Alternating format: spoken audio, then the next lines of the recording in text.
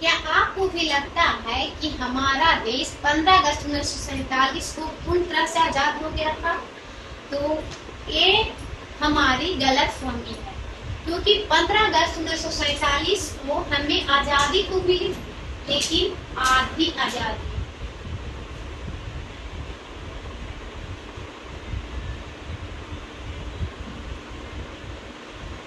15 अगस्त 1947 को हमारा देश आजाद हो गया, लेकिन हमें क्या मिला?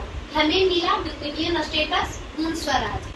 यानी देश हमारा था, लेकिन हमारे देश के हेड थे ब्रिटेन के राजा किंग जॉर्ज। डोमिनियन स्टेटस यानी हमारा देश, हमारे लोग, लेकिन मर्जी किसकी चलेगी? तो ब्रिटेन की राजा की। यानी उस समय हमारे देश पर अधिनियम 1935 लागू था। तो हमें आजादी कब मिली? हमें आजादी मिली 2.5 साल बाद 26 जनवरी 1950, जब हमारा संविधान बनकर तैयार हुआ, लागू हुआ। जब हमारा खुद का संविधान लागू हुआ, इस दिन हम ब्रिटेन के राजा के सिक्के उखाड़ फेंके और हमारा देश गणतंत्र घोषित हुआ। तो अगर कोई कहेगा कि हमारा देश कब आजाद हुआ, तो हम कब कहेंगे? 26 जनवरी 1950 को, क्योंकि हमारा देश 15 अगस्त 1947 को आजादी मिली थी, लेकिन आधी आजादी मिली थी, क्योंकि उस समय भी हमारे देश पर अंग्रेजों का ही शासन था। तो आज हम इस वीडियो में मौलिक अधिकार, स्वतंत्रता के अधिकार पर हम चर्चा करेंगे, जो अनुच्छेद 19 से 22 तक दिए गए हैं। हम इसे सिर्फ 5 मिनट में इस तरह से पढ़ेंगे कि आप लोग कभी भूल नहीं पाइएगा। तो चलिए वीडियो को शुरू करते हैं। नमस्कार दोस्तों, मैं स्वीटी कुमारी और आपका स्वागत है मेरे चैनल बीपीएसबी स्वीटी पर। तो चलिए वीडियो को शुरू करते हैं। तो सबसे पहले हम आर्टिकल 19 को समझते हैं।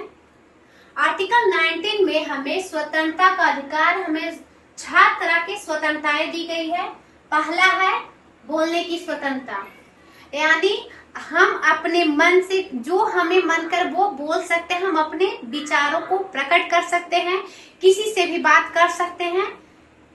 दूसरा है सभा, यानी हम कहीं पर भी, किसी के साथ भी, लेकिन बिना हथियार के शांतिपूर्ण सम्मेलन यानी मिल सकते हैं।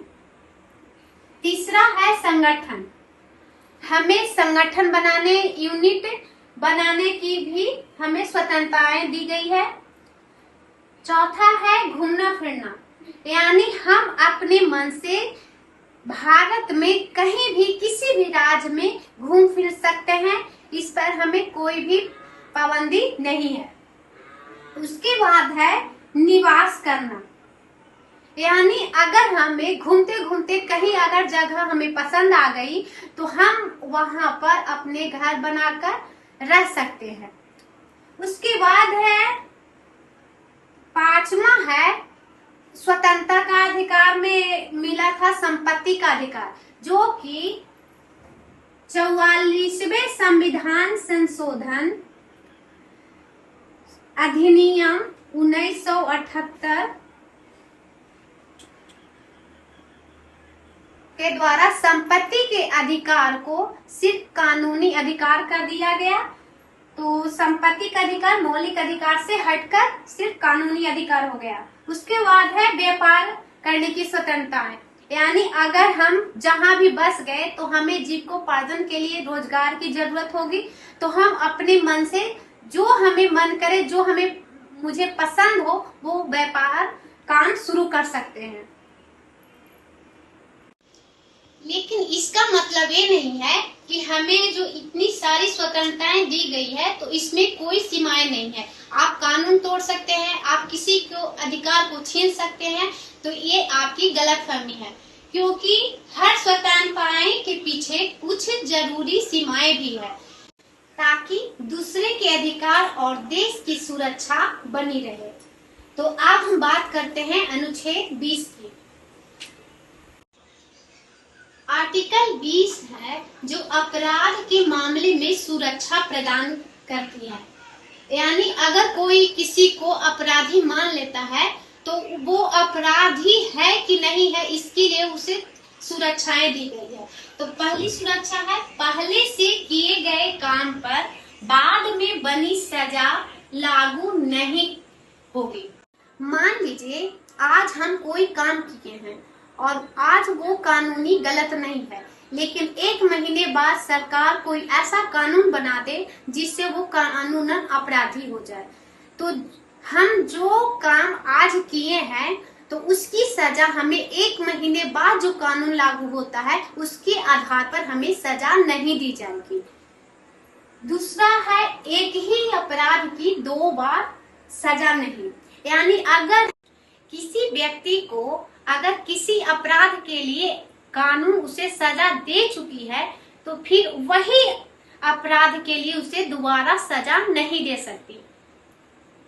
तीसरा है, खुद अपने खिलाफ गवाही देने के लिए मजबूर नहीं किया जा सकता। अगर किसी व्यक्ति को अपराधी मान लिया गया है तो उसे डराकर धमकाकर आप उसके खिलाफ, खुद के खिलाफ ही आप उसे खुद के बारे में गवाही देने के लिए उसे मजबूर नहीं कर सकते हैं। उसे अपने बचाव करने का पूरा अधिकार है। तो आर्टिकल 20 है जो क्या क्या सुरक्षाएं देती है। तो पहले से कानून बनाकर उसे आप बाद में सजा नहीं दे सकते हैं। एक अपराधी के लिए 2 बार सजा नहीं दे सकते हैं। और तीसरा है, उसे अपने खिलाफ ही गवाही देने के लिए आप मजबूर नहीं कर सकते हैं। तो अब हम इसके बाद आर्टिकल 21 को समझते हैं।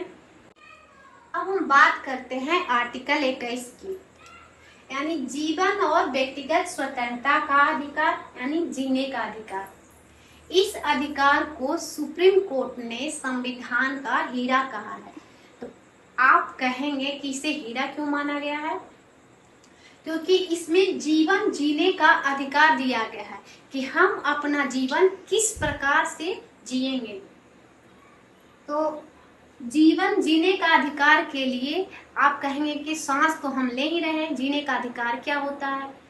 तो सुप्रीम कोर्ट ने कहा है कि जीने का अधिकार का मतलब सिर्फ जानवरों की तरह सांस लेना नहीं होता है।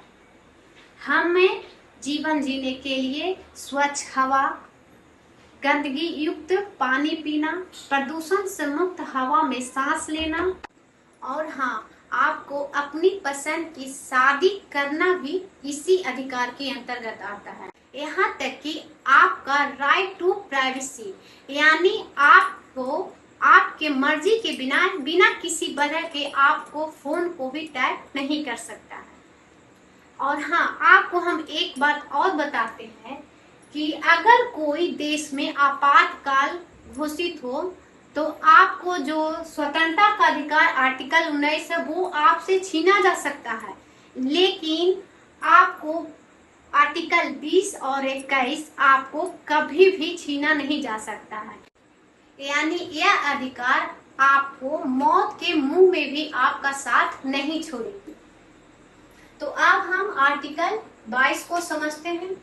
आखिर में हमारा सबसे बड़ा बॉडीगार्ड आता है आर्टिकल 22, जो गिरफ्तारी के समय हमें अधिकार दिया गया है।